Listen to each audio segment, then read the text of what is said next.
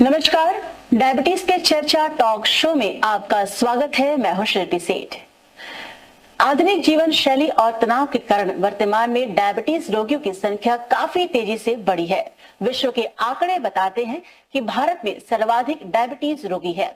यही कारण है कि भारत को विश्व का डायबिटीज कैपिटल भी कहा जाने लगा है। डायबिटीज पे चर्चा टॉक शो के माध्यम से हम हमारे भारतीय आम जनमानस को डायबिटीज के कारण, उसके लक्षण और साथ ही दुष्परिणामों के बारे में गहन और विस्तृत जानकारी प्रदान करते हैं, जहां पर देश के जाने माने एंडोक्रिनोलॉजिस्ट और डायबिटोलॉजिस्ट एक मंच पर मौजूद होकर डायबिटीज के कारण, उसके लक्षण और दुष्परिणामों के बारे में गहन और विस्तृत जानकारी प्रदान करते हैं। आज इसी श्रृंखला में हमारे बीच हमारे वाराणसी स्टूडियो में उत्तर प्रदेश के जाने माने endocrinologist doctor Ritesh Kumar. Doctor, बहुत बहुत स्वागत है आपका हमारे वाराणसी स्टूडियो में। डॉक्टर रितेश, अगला सवाल आपसे हम करना चाहेंगे कि डायबिटीज के कौन से परीक्षण जो है आमतौर पे किए जाते हैं, किस तरीके से डायग्नोस किया जाए और क्या घर पर भी हम डायबिटीज की जांच कर सकते हैं? डायबिटीज की डायग्नोसिस सबसे सिंपल ब्लड शुगर टेस्ट से हो जाती है। बट सबसे पहले ये जाने कि किन लोगों का हम लोग ब्लड शुगर चेक करें। जिनको लक्षण है उसमें तो चेक करना ही है। जिसमें लक्षण नहीं है, जो एसिम्प्टोमेटिक कैटेगरी में आते हैं, किसी का उम्र अगर 40-45 साल से ज्यादा है, जो ओवरवेट या ओबेसिटी कैटेगरी में आते हैं, मतलब BMI 23 से ज्यादा हो, और कोई भी एक रिस्क फैक्टर है, जैसे फैमिली में मम्मी पापा या रिलेटिव किसी को डायबिटीज हो, या आप पहले से हाइपरटेंसिव या ब्लड प्रेशर की दवा ले रहे हैं, या आपका ट्राइग्लिसराइड या कोलेस्ट्रॉल आपका गड़बड़ चल रहा है, या अगर महिला है तो पहले PCOS की समस्या रही हो, या पहले लाज में भी कोई पैदा हुआ हो, तो इन सब कंडीशन में हमें एक बार शुगर चेक करना चाहिए। कैसे चेक करेंगे? सबसे पहले 8 से 10 घंटे की फास्टिंग जरूरी होती है। सबसे पहले हम खाली पेट सैंपल देते हैं, फिर 75 ग्राम ग्लूकोज पानी के साथ देते हैं, फिर 2 घंटे पर ब्लड शुगर टेस्ट करते हैं, और साथ में 3 महीने का एवरेज शुगर जिसे HbA1c टेस्ट करते हैं। अगर खाली पेट शुगर 100 से कम आ रहा है, ग्लूकोज पीने के 2 घंटे बाद 140 से कम आ रहा है, HbA1c 3 महीने का एवरेज शुगर 5.7 से कम आ रहा है, तो ये नॉर्मल शुगर है। और अगर खाली पेट 100 से 125 आ रहा है, ग्लूकोज पीने के 2 घंटे बाद 140 से 199 के बीच में आ रहा है, और 3 महीने का एवरेज शुगर HbA1c 5.7 से 6.4 के बीच में आ रहा है, तो ये प्री डायबिटीज है। प्री डायबिटीज नॉर्मल और डायबिटीज के बीच की कड़ी है। और अगर खाली पेट शुगर 126 से ज्यादा है, और ग्लूकोज पीने के 2 घंटे बाद 200 से ज्यादा है, और HbA1c 6.4 से ज्यादा है, या जैसा अलंकार ने बताया जिनको सिम्टम है, साथ में कोई भी शुगर 200 से ज्यादा है, तो उनको हम डायबिटीज डायग्नोस।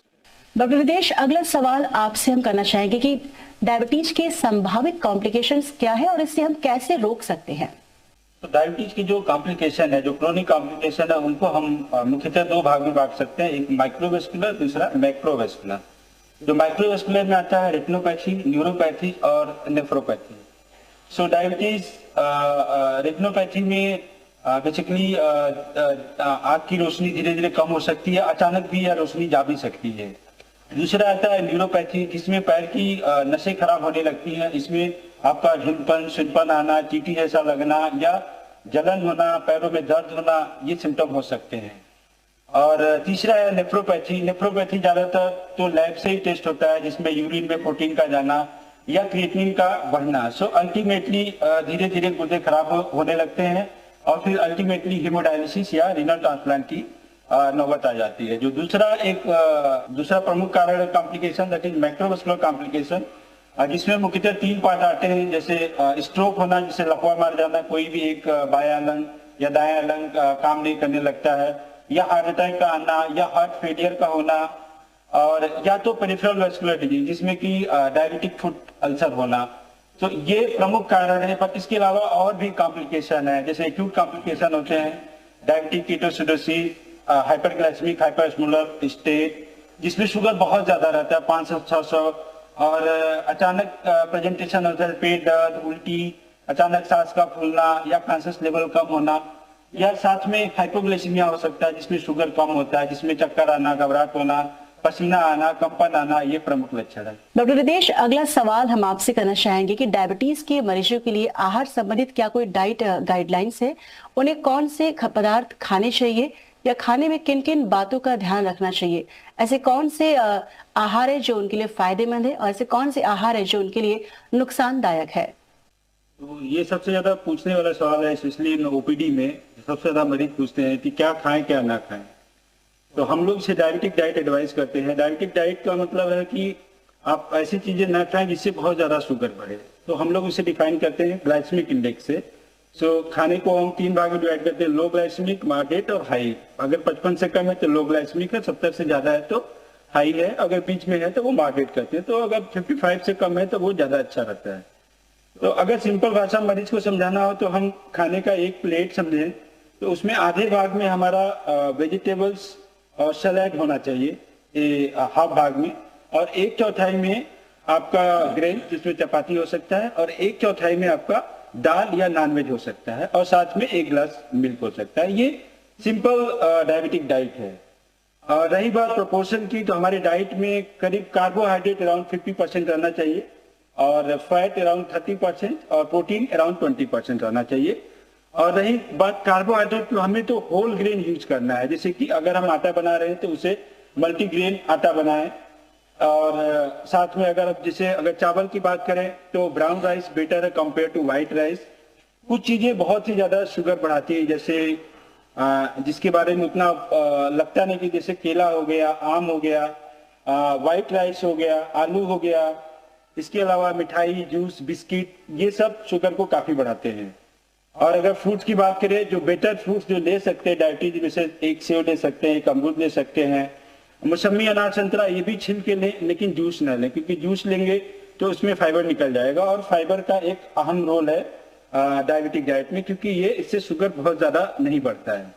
दूसरी बात करें अगर फैट की, तो ऐसा रिकमेंडेशन है कि जो मोनोअनसैचुरेटेड या पॉलीअनसैचुरेटेड ऑयल बेटर है, जैसे कि सनफ्लावर ऑयल है, सोयाबीन ऑयल है, ये बेटर है कंपेयर करें जो कि सैचुरेटेड, जैसे कि घी हो गया या कोकोनट ऑयल हो गया, इससे बेटर है। साथ में वो ऑयल यूज करें जिसमें ओमेगा 3 फैटी एसिड ज्यादा है, या साथ में हम जिससे फिश ले सकते हैं जो कि बेटर है।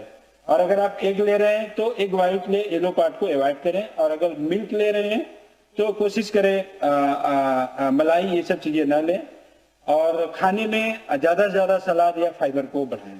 डॉक्टर रितेश, आप हमारे दर्शकों को क्या संदेश देना चाहेंगे डायबिटीज से बचाव के लिए? डायबिटीज देखिए आज एक प्रमुख कारण है आंख की रोशनी जाने का, लीवर फेल होने का, गुर्दा फेल होने का, या हार्ट फेल होने का, या पैर कटने की बात आती है। ये प्रमुख कारण है। अगर हमें इन सब कॉम्प्लिकेशन से बचना है तो हमें एक तो सबसे पहले शुगर को नियंत्रित रखना है, जैसा कि रिकमेंडेड है। खाली पेट शुगर 80 से 130 रहे, खाने के 2 घंटे बाद 180 के नीचे रहे, और जो 3 महीने का एवरेज शुगर है वो 7 के नीचे रहे। हमें ब्लड प्रेशर को कंट्रोल रखना है, हमें कोलेस्ट्रॉल को कंट्रोल रखना है, और हमें वजन बढ़ने नहीं देना है। और पहले से अगर हम ओवरवेट है या ओबेसिटी है तो हमें अपना वेट रिड्यूस करना है, और हमें स्मोकिंग अवॉइड करना है। अगर हम ये 4-5 चीजें करते हैं और शुगर कंट्रोल रखते हैं, साथ में नियमित दवाएं लेते हैं, तो हम डायबिटीज के संभावित कॉम्प्लिकेशन से बच सकते हैं। आप सभी डॉक्टर्स का डायबिटीज चर्चा पे बात करने के लिए बहुत बहुत शुक्रिया। धन्यवाद। हर बीमारी के इलाज की शुरुआत सही जानकारी से होती है। हमें विश्वास है आप सभी को इस कार्यक्रम के माध्यम से डायबिटीज से जुड़े सभी सवालों के जवाब मिले होंगे।